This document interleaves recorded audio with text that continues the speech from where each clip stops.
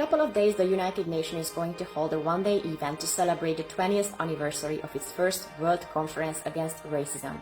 Yes, the infamous Durban Conference that was held in South Africa in 2001. Many argue that we should just ignore this conference as the whole UN under which it was organized is a joke. I for one think that ignoring something that made such a harm ever since 2001 is a huge mistake. And here are just a couple of reasons why Durban was and is dangerous and why we need to talk about it. Number 1. Durban 1 in 2001 became an anti-Semitic, anti-Israel hate fest. The blatant Jew hatred on the streets of Durban were opened in ways not encountered since the 1930s. Number 2. The Protocols of the Elders of Zion was freely available at the NGO conference, as were several flyers lauding Hitler. Number 3. Zionism is racism became the best PR tool invented, accepted, and normalized at the Durban Conference. Number 4.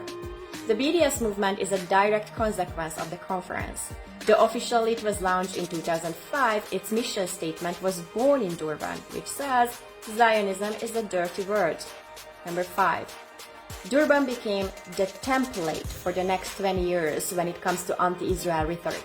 The conference, under the umbrella of the UN and with over 3,600 NGOs present, allowed people to talk about Jews and Israelis as murderers.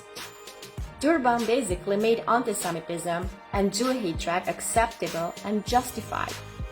As we are preparing for the 20th anniversary of this awful stunt under the pretense of a conference against racism, by now 20 countries have confirmed that they will not attend the Durban 4 conference. Who are they? And it's really worth mentioning, so I'm gonna list. Australia, Austria, Bulgaria, Canada, Croatia, Cyprus, the Czech Republic, France, Germany, Greece, Hungary, Israel, the Netherlands, New Zealand, Slovenia, Slovakia, the UK, and the US.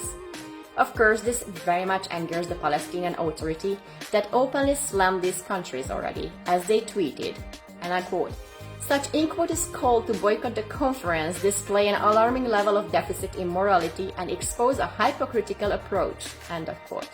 Well, so calling Jews and Israelis murderers, threatening and intimidating them throughout a conference, giving out pamphlets with a message that Hitler was right, all this is not a display of alarming level of deficit in morality and exposing hypocritical approach?